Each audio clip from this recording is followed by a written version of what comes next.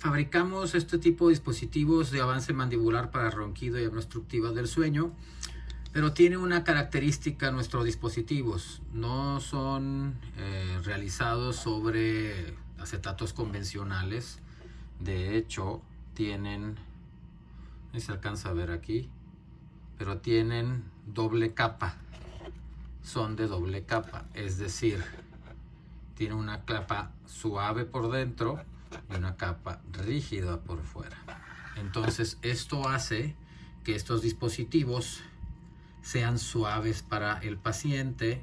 Son dispositivos de una marca alemana y tiene una mayor durabilidad que las marcas mexicanas.